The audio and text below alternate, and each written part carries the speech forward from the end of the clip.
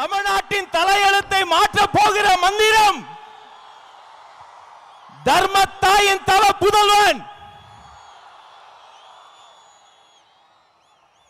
உங்கள் முன்னால் ஈரோடு மண்ணில் நம் கொள்கை தலைவர் மண்ணில் வெற்றி தலைவர் இதோ வருகிறார்.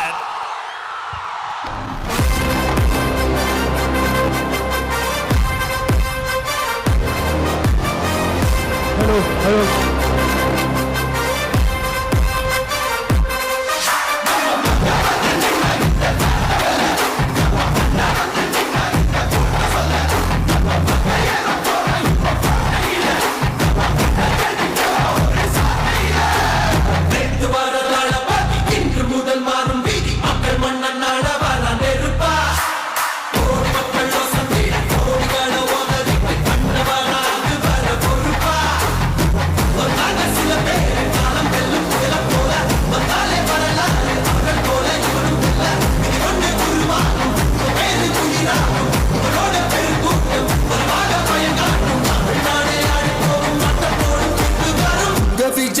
விஜய் உயிர் என்ன வரனா விஜய் எளியவன் குரல்னா விஜய் தனியால் இல்ல கடல்னா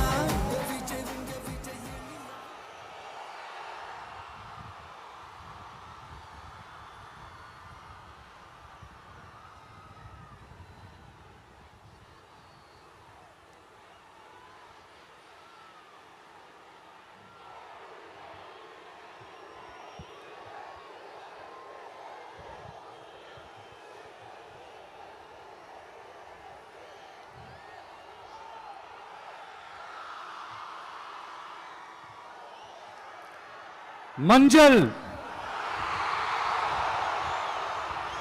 மஞ்சள் பொதுவா நல்ல காரியங்கள் ஸ்டார்ட் பண்றதுக்கு முன்னாடி இந்த மஞ்சள் எடுத்து வச்சு தான் ஸ்டார்ட் பண்ணுவாங்க. நம்ம வீட்டில் கூட நம்ம அம்மா அக்கா தங்கைகள் நமக்காக நாம நல்லா இருக்கணும்ன்றதுக்காக மஞ்சள் புடவை கட்டிக்கிட்டு தான் வேண்டிக்குவாங்க. அப்படி அந்த மஞ்சள்னாலே ஒரு தனி வைப்பு தாங்க. நம்ம கொடியில கூட அந்த வைப்ரண்டான அந்த எனர்ஜெட்டிக்கான அந்த மஞ்சள் இருக்குமே, அந்த மாதிரி மங்களகரமான மஞ்சள் விளையிற பூமி தான் இந்த ஈரோடு பூமி. இங்க வந்து மஞ்சளை பத்தி பேசாம வேற எங்க போய் பேசுறது? அது மட்டும் இல்ல, இங்க ஒரு மகத்தான ஒரு மனிதரை பத்தி நம்ம பேசி ஆகணும். இந்த ஈரோடு மண் விவசாயத்துக்கும் பேர் போன மண். இங்க நடக்கிற அந்த விவசாயத்துக்கு மிக முக்கியமான ஒரு கவசமா இருக்கிறது என்ன தெரியுமா? காலிங்கராயன் அணை, காலிங்கராயன் கால்வாய். காலிங்கராயன் அணை கட்டினதுலையும் கால்வாய் வெட்டினதுலையும் உயிரான உணர்வு பூர்வமான நிறைய விஷயங்கள் இருக்குது. அப்படி அந்த ப்ராசஸ்ல அவர் அந்த அணை கட்டும் போதும் கால்வாய் வெட்டும் போதும் ரொம்ப சோர்வடைஞ்சிட்டாராம். அப்ப அவங்க அம்மா அதை பார்த்துட்டு சொன்னாங்களாம், மகனே காளிங்கா, தயிர் வித்த காசு தாழ்வாரம் வரைக்கும் இருக்குது, மோர் வித்த காசு முகுட வரைக்கும் இருக்குது, அதை எடுத்துக்கிட்டு போய் அணைய கட்டியா கால்வாய வெட்டியான்னு சொல்லி தைரியம் கொடுத்தாங்களாம். பெத்த அம்மா கொடுக்கிற அந்த தைரியம் இருக்கு பாருங்க, அதை தாண்டி வேற எதுவுமே கிடையாதுங்க. ஒரு மனுஷனால எதையும் சாதிச்சு காட்ட முடியும். அப்படி ஒரு தைரியத்தை தான் இப்ப நீங்க என்னுடைய அம்மா அக்கா தங்கைகள் நண்பா நண்பிகள் தோழர்கள் எல்லாரும் எனக்கு கொடுத்திருக்கிறீங்க. அதே தைரியத்தை, அதே துணையா என் கூட நிக்கிறீங்க. இதை எப்படி நம்ம பிரிச்சு விடலாம், இதை எப்படி நம்ம கெடுக்கலாம், என்னெல்லாம் அவதூறுகள் நம்ம விஜய் மேல சொல்லி மக்களை நம்ப வைக்கலாம், என்னெல்லாம் சூழ்ச்சிகள் நம்ம விஜய் மேல பண்ணி மக்களை நம்ப வைக்கலாம். இப்படி சூழ்ச்சிகளை மட்டுமே நம்பி பொழப்ப நடத்துற சில சூழ்ச்சிக்கார கூட்டங்கள் இதை தொடர்ந்து செஞ்சுக்கிட்டு தான் இருக்கு. ஆனா அவங்களுக்கு தெரியாது, இது இன்னைக்கு நேத்து வந்த உறவு இல்ல, கிட்டத்தட்ட 30-33 வருஷத்துக்கு மேல இருக்கிற உறவு. ஏன் நான் சினிமாக்கு வந்தப்போ எனக்கு வயசு 10, அப்பல இருந்தே இந்த உறவு ஸ்டார்ட் ஆகி போயிட்டு இருக்குன்னு அவங்களுக்கு தெரியாம போச்சு. அதனால என்ன பண்ணாலும், நீங்க என்ன ட்ரை பண்ணாலும், எல்லாத்தையும் விட்டுட்டு மக்களுக்காக வந்திருக்கிற இந்த விஜய மக்கள் ஒரு நாளும் கைவிட மாட்டாங்க. மக்கள் கூடவே நிக்கிறாங்க, கூடவே நிப்பாங்கன்னு அவங்களுக்கு தெரியாம போச்சு. என்னப்பா நிப்பீங்கல்ல? உங்களை நம்பிதாப்பா வந்திருக்கிறேன். அதான் இந்த சத்தம் தாங்க வாழ்நாள் பூரா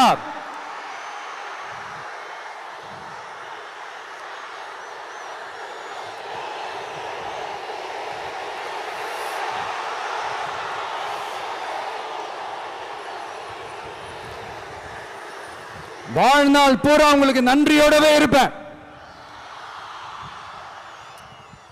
இப்போ நம்ம காளிங்கராயன் அவர்கள் அணையை கட்டுறதுக்காக பவானிக்கு போய் பார்க்கும்போது ஒரு இடத்துல ஒரு பாம்பு வந்து உட்கார்ந்துச்சான், படுத்துச்சான். அது படுத்த இடத்துல தான் அவர் அணையை கட்ட ஸ்டார்ட் பண்ணாராம். அப்புறம் அந்த பாம்பு வளைஞ்சி நெளிஞ்சி போற இடத்துலலாம் கால்வாயை வெட்டினார்னு சொல்லி சில வாய்மொழி கதைகள்லாம் சொன்னாங்க. தண்ணியை சேமிச்சு வச்சு குடிக்கிறதுக்கும் விவசாயத்துக்கும். தம்பி கீழே இறங்கு, தம்பி கீழே இறங்குப்பா, ப்ளீஸ் கீழே இறங்குப்பா.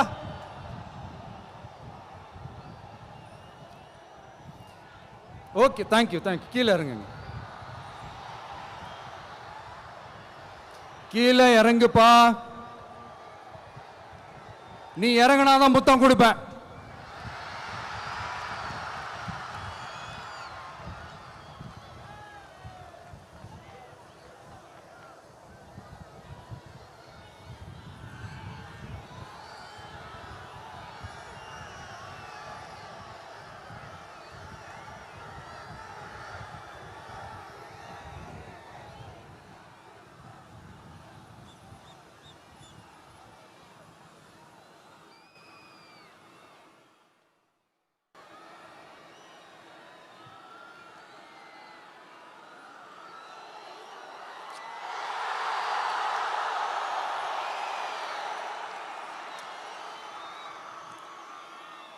இப்படி தண்ணியை சேமிச்சு வச்சு குடிக்கிறதுக்கும் விவசாயத்துக்கும் வழி வகுக்கிறது எவ்வளவு பெரிய ஒரு நல்ல விஷயம்.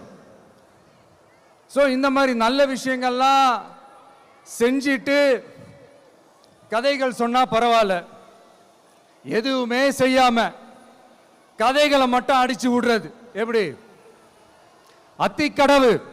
அத்திக்கடவு அவிநாசி திட்டத்தை இன்னும் விரிவுபடுத்தினா அந்த 3 மாவட்டத்தில் இருக்கிற லட்சக்கணக்கான மக்களுக்கு எவ்வளவு பிரயோஜனமா இருக்கும். எத்தனையோ லட்சம் ஏக்கர் நிலங்கள்ல விவசாயம் நடத்தினா எவ்வளவு பிரயோஜனமா இருக்கும். ஏன் அதெல்லாம் பண்ண மாட்டேன்றீங்க? வள்ளுவர் கோட்டத்துக்கு காட்டுற அக்கறைய இங்க மக்கள் வாழ்வாதாரத்தில் கொஞ்சம் காட்டலாம்ல, ஏன் காட்ட மாட்டேன்றீங்க? இங்க என்ன கவர்மெண்ட் நடத்துறாங்களா இல்ல கண்காட்சி நடத்துறாங்களா? இந்த 21ஆம் நூற்றாண்டிலே மக்களை பத்தி எதுவுமே யோசிக்கிறது இல்ல. ஆனா அந்த காலத்திலேயே இது எல்லாத்தையும் பத்தி யோசிச்ச, மக்களை பத்தி, குடிக்கிற தண்ணியை பத்தி, விவசாயத்தை பத்தி, அணை கட்டுறதை பத்தி, கால்வாய் வெட்டுறதை பத்தி, இதெல்லாம் எங்கிருந்து? பவானியிலிருந்து நொய்யலாறு வரைக்கும் கால்வாய் வெட்டி இதெல்லாத்தையும் பத்தி யோசிச்ச காளிங்கராயன் அவர்களுக்கு கோடி கும்பிடு போட்டாலும் பத்தாதுங்க. இப்படி அந்த காலத்துல இருந்த ஒரு ஹீரோவை பத்தி பேசிட்டு இந்த காலத்துல அதாவது 1920th செஞ்சுரியில இருந்த ஒரு ஹீரோவையும் பத்தி நம்ம பேசி ஆகணும்ல. ஒருத்தர் இலகிய மனம் கொண்ட ஹீரோனா இன்னொருத்தர் இரும்பு மாதிரி அயன் மேன் தான். எஸ், நம்ம ஈரோடு கடப்பாறை தான்.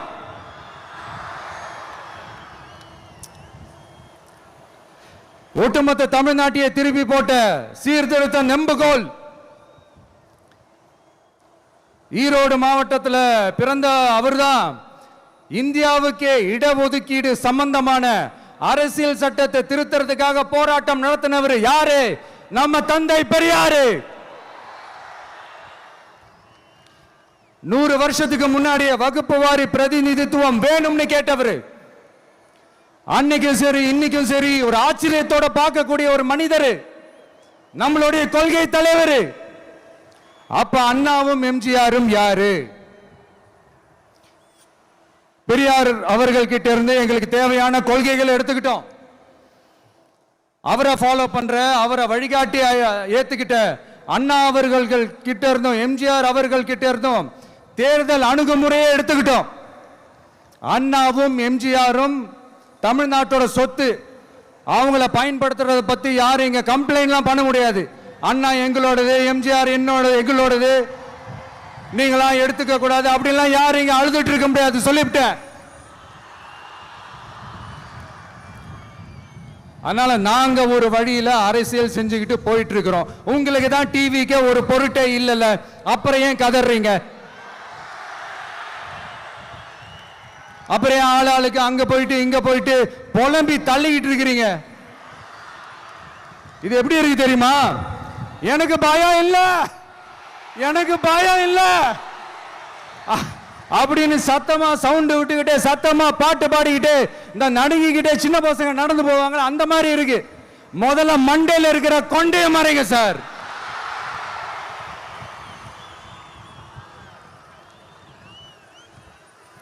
சும்மா மாறு வேஷத்துல மறு வச்சுக்கிட்டு மீடியா ஆளு ரேடியோ ஆளுன்னு இவங்க ஆளுங்களை மாத்தி மாத்தி அனுப்பிக்கிட்டு இதெல்லாம் என்ன மக்களுக்கு தெரியாதுன்னு நினைச்சிட்டு இருக்கீங்களா?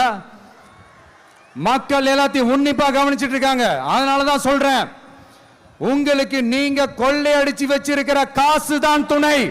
ஆனா எனக்கு என் மேல எல்லையில்லா பாசம் வச்சிருக்கிற இந்த மாசு தான் துணை.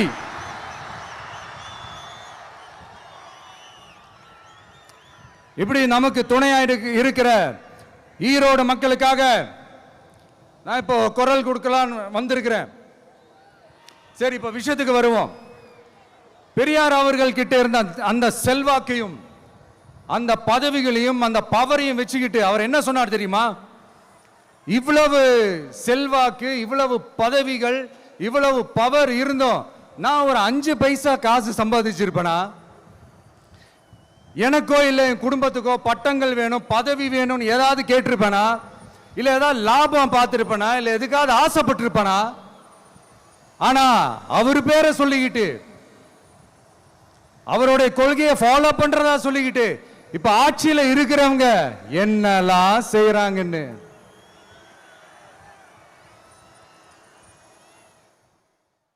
அதனாலதான் சொல்றோம், பெரியார் பேரை சொல்லிக்கிட்டு தயவு செஞ்சு கொள்ளையடிக்காதீங்கயா, தயவு செஞ்சு கொள்ளையடிக்காதீங்க. அவரு பேரை சொல்லிக்கிட்டு பெரியார் பேரை சொல்லி கொள்ளையடிக்கிற இவங்க தான் நம்மளுடைய அரசியல் எதிரி. மக்களை நீங்க சொல்லுங்க, நம்மளுடைய அரசியல் எதிரி யாரு? நம்மளுடைய கொள்கை எதிரி யாரு? ரிப்பீட், நம்மளுடைய அரசியல் எதிரி யாரு? நம்மளுடைய கொள்கை எதிரி யாரு? உங்களுக்கு புரியுதுல்ல? எனக்கு அது போதும்யா, எனக்கு வேற எதுவுமே தேவையில்லை.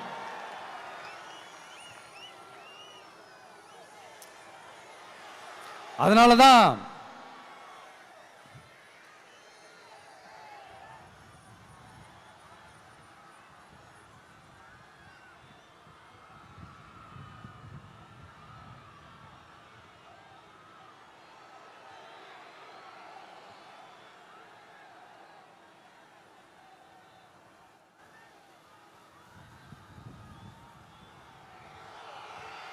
உங்களுக்கு நம்மளை பற்றி நம்ம அரசியலோட நீங்கள் எல்லாரும் என்னோட அரசியலோட கனெக்டடாக இருக்கீங்கன்றது ரொம்ப தெளிவாக தெரியுது. அதனால் எனக்கு அது போதும். அதனால தான் எதிரிகள் யாருன்னு சொல்லிட்டு களத்துக்கு வந்திருக்கிறோம். அதனால் அவங்கள மட்டும்தான் எதிர்ப்போம். அதுவும் அந்த எதிரிகள் யாரு இப்போ இங்க 2026 சட்டமன்ற தேர்தலில் களத்தில் இருக்கிறாங்களோ அவங்கள மட்டும்தான் எதிர்ப்போம். சும்மா களத்திலே இல்லாதவங்களையும், களத்துக்கும் அவங்களுக்கும் சம்பந்தமே இல்லாதவங்களையும் எதிர்க்கிற ஐடியாலாம் இல்ல பாஸ். நீங்க கேட்கிறீங்கன்றதுக்காகலாம் எதிர்த்துட்டு இருக்க முடியாது பாஸ். எங்களுக்கு நிறைய வேலை இருக்குது.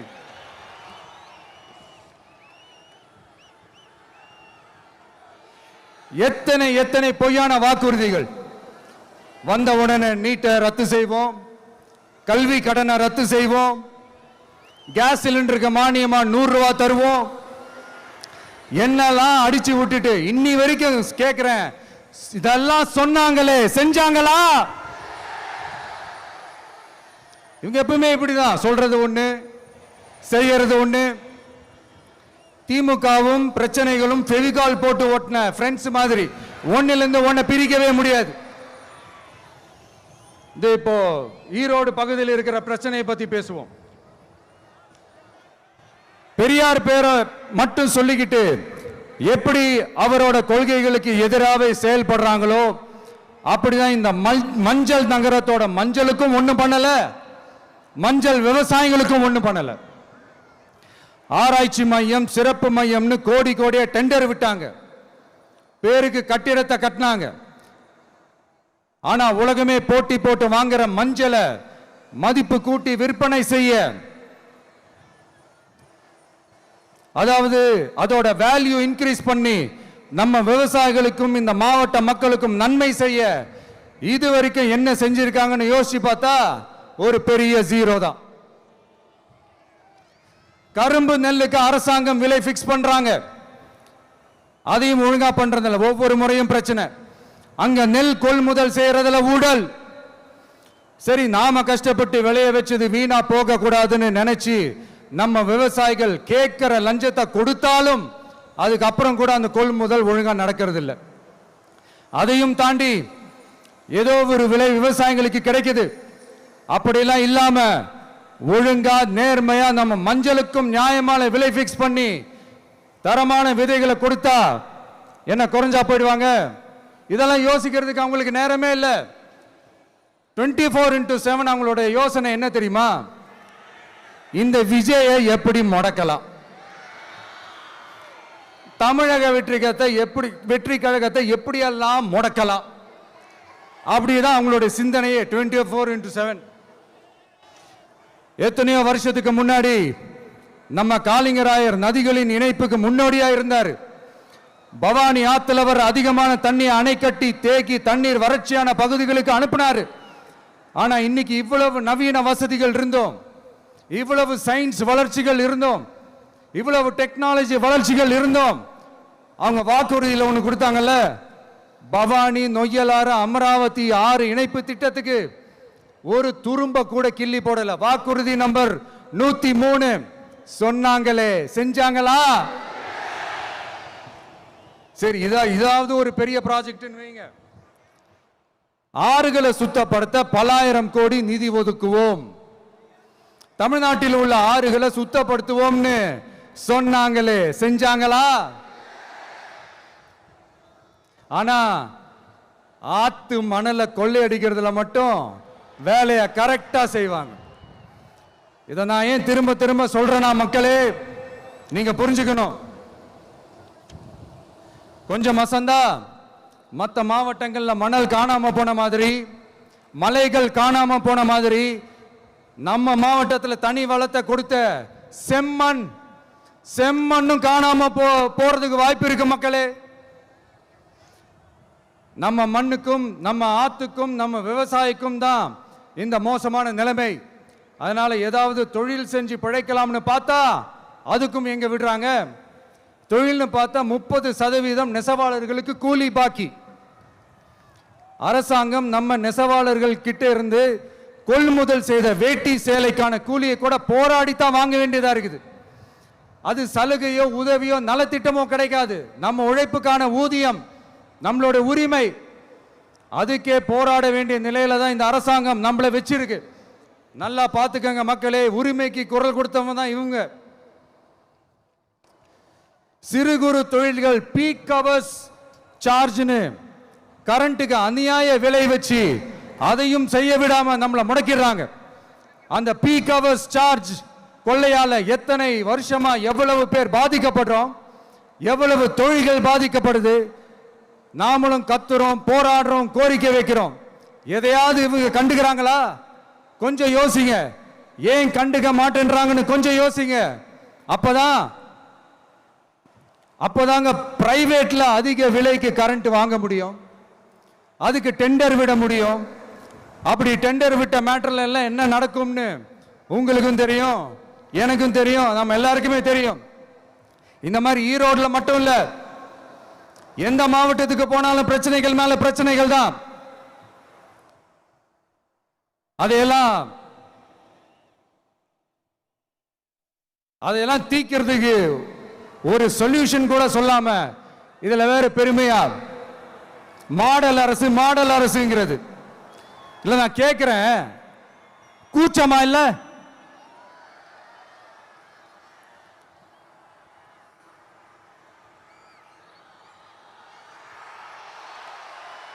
இதெல்லாம் கேட்டா அப்படியே நம்ம பக்கம் யூட்டர்ன் அடிச்சு வந்துருவாங்க.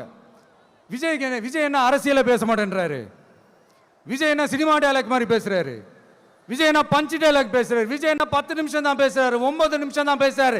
நான் எத்தனை நிமிஷம் பேசினா உங்களுக்கு என்ன சார்? நான் எப்படி பேசினா உங்களுக்கு என்ன சார்? உள்ள விஷயம் என்னன்னு பாருங்க சார். ஒவ்வொரு மாவட்டத்துக்கும் போய் மக்கள் ஃபேஸ் பண்ற பிரச்சனைகளை எடுத்து பேசிட்டு இருக்கிறேன். பின்ன அது அரசியல் இல்லாம வேற எதுதான் அரசியல்? உங்களை மாதிரி தனிப்பட்ட முறையில் தரக்குறைவா அசிங்கமா பேசுறதுதான் அரசியல்னா அந்த அரசியல் நமக்கு வராது. வராதுன்னா நல்லாவே வரும். உங்களை விட எனக்கு அது நல்லாவே வரும். வேணான்னு விட்டு வச்சிருக்கிறோம். அப்புறம் உங்களுக்கு நமக்கு என்ன வித்தியாசம்? காஞ்சிபுரத்தில் நாம பேசும்போது இந்த மாதிரி உங்களால் அமைக்கப்பட போற ஆட்சியில நம்ம ஆட்சிக்கு வந்த உடனே என்னெல்லாம் செய்ய போறோம்ன்றது சிலது சொன்னோம். அதையெல்லாம் தப்பா புரிஞ்சுக்கிட்டு இப்போ சொல்றேன், விளக்கமா சொல்றேன், நான் சலுகைகளுக்கு எதிரானவன் கிடையாது. மக்களுக்கான சலுகைகளை இலவசம்னு சொல்லி அசிங்கப்படுத்துறதுல எனக்கு உடன்பாடு கிடையாது. மக்கள் காசுல மக்களுக்கு செய்யறதை எப்படி இலவசம்னு சொல்லுவீங்க? அப்படியே செஞ்சிட்டாலும் ஓசில போறேன்னு சொல்லி அசிங்கப்படுத்துறீங்க. என்ன கேட்கறதுக்கு ஆள் இல்லைன்னு நினைச்சீங்களா? மக்களுக்கு ஒண்ணுன்னா இந்த விஜய் வந்து நிப்பா, இந்த விஜய் வந்து கேள்வி கேட்பா. இந்த விஜய் எப்பவுமே மக்கள் பக்கம் தான், அதே மாதிரி மக்களும் என் பக்கம் தான்.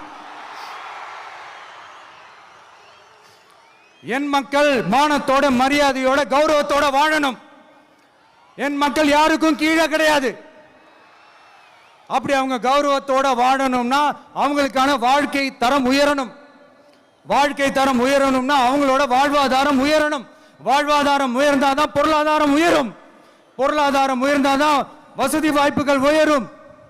இதெல்லாம் உயர்ந்தாலே ஆட்டோமேட்டிக்கா அவங்களோட வாழ்க்கை தரம், அவங்களுக்கான மரியாதை, அவங்களுக்கான கௌரவம் எல்லாமே உயரும். இதுக்கான வழிகள், அந்த சூழல்களை அந்த கவர்மெண்ட் அமைச்சு கொடுக்கணும். இதுக்கான அந்த திட்டங்களை செயல்படுத்தணும். இதெல்லாம் செஞ்சாதான் அந்த அரசாங்கம் ஒரு நல்ல அரசாங்கம். இதைத்தான் சொன்னோம்.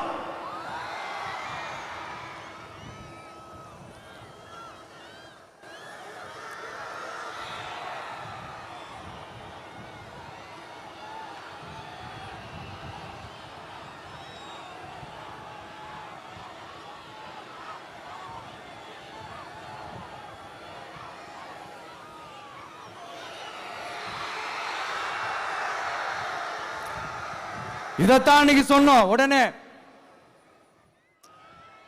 சொன்னா மட்டும் போதுமா? எப்படி செயல்படுத்துவீங்க? நாங்க என்ன வாயிலேயே வடை சுடுறதுக்கு டிஎம்கேவா? டிவிகேடா?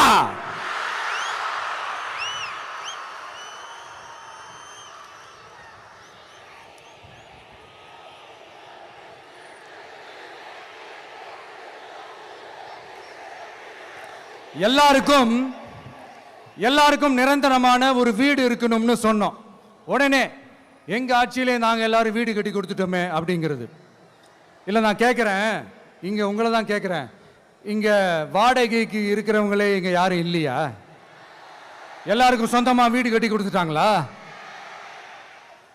அடுத்து வீட்டில் இருக்கிற ஒவ்வொருத்தரும் மினிமம் டிகிரி படிச்சிருக்கணும் அப்படின்னு சொன்னோம்.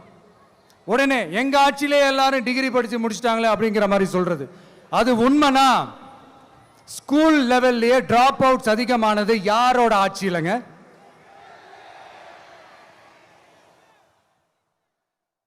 பசங்க பிள்ளைங்க யாரும் ஸ்கூல்ல சேரலன்னு சொல்லிட்டு எனக்கு தெரிஞ்சு 207 கவர்மெண்ட் ஸ்கூல்ஸ் மூடினது யாரோட ஆட்சியிலங்க? இதுல கல்வியில் சிறந்த தமிழ்நாடுன்னு டிராமா வேற. அடுத்து குடும்பத்தில் ஒருத்தருக்கு நிரந்தரமான வருமானம் வரணும், வேலை வாய்ப்பு கிடைக்கணும் அப்படின்னா நாங்க கொடுக்காத வருமானமா, நாங்க கொடுக்காத வேலையா அப்படிங்கிறது.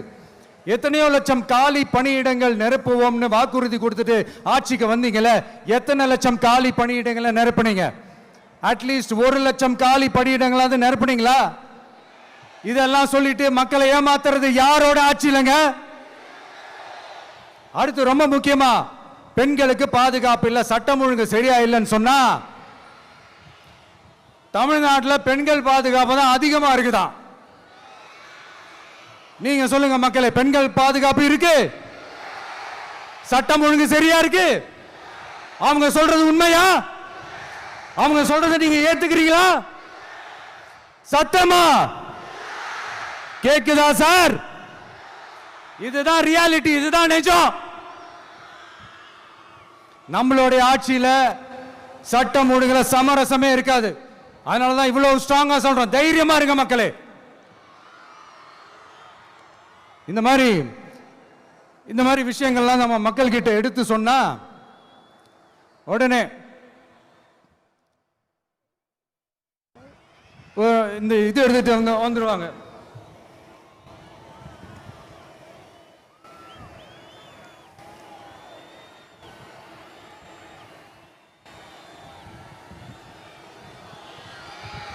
இந்த மாதிரி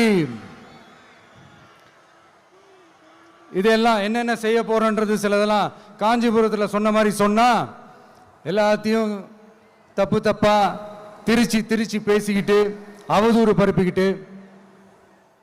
நான் கூட யோசிப்பேன், எம்ஜிஆர் அவர்களும் மேடம் ஜெயலலிதா மேடம் அவங்களும் ஒரே வார்த்தையில சொல்லி இந்த திமுகவை காலி பண்ணாங்கல்ல. நான் கூட யோசிப்பேன், ஏன் இவ்வளவு ஹார்ஷா பேசுறாங்க, ஏன் இவ்வளவு ஹார்ஷா அவங்கள திட்டுறாங்கன்னு யோசிச்சது உண்டு. இப்பதானே புரியுது. அவங்க 2 பேரும் சொன்னதை இப்ப நானும் ரிப்பீட் பண்றேன். திமுக ஒரு தீய சக்தி, திமுக ஒரு தீய சக்தி, திமுக ஒரு தீய சக்தி, திமுக ஒரு தீய சக்தி, தீய சக்தி, தீய சக்தி, தீய சக்தி. என் நெஞ்சில் குடியிருக்கும் ஈரோடு மக்களே,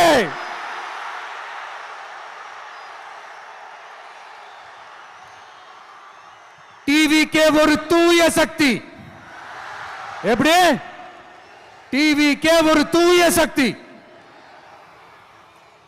தூய சக்தி டிவிகேவுக்கும் தீய சக்தி டிஎம்கேவுக்கும் தான் போட்டியே.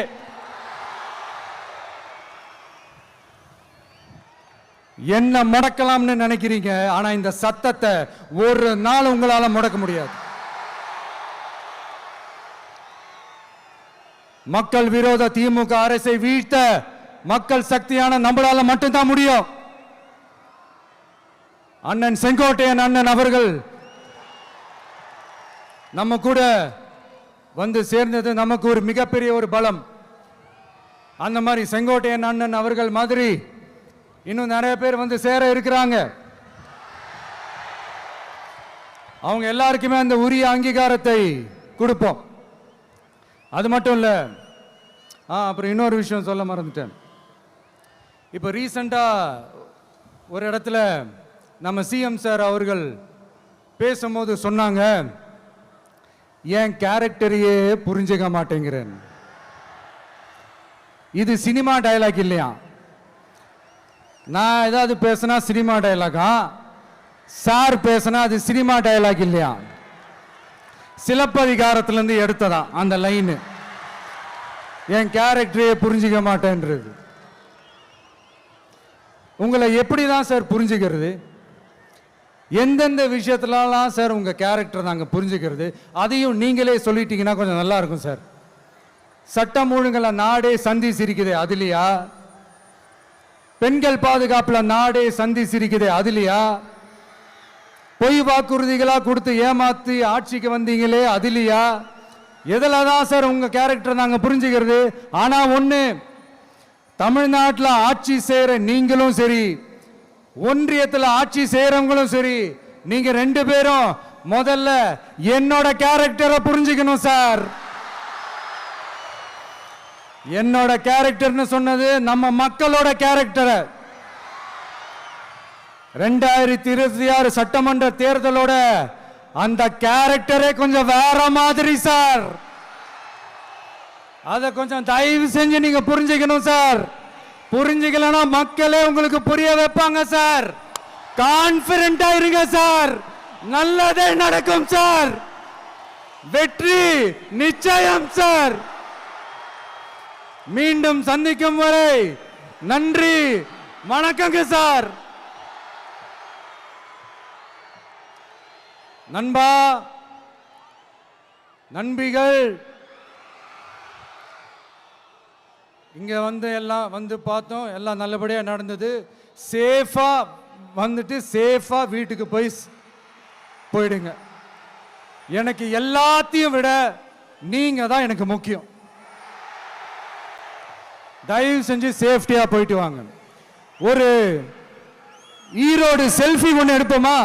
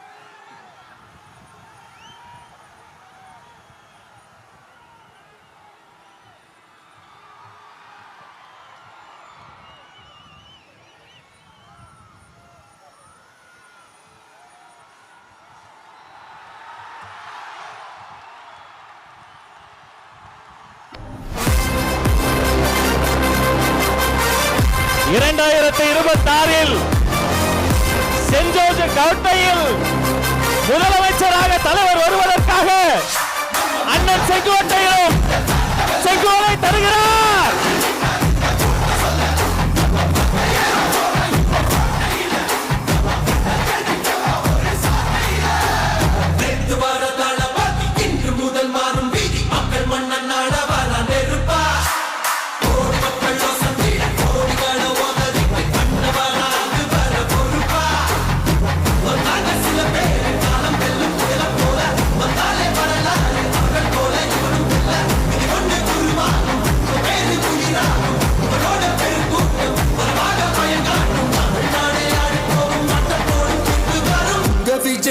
விஜய் உயிரென்ன வரனா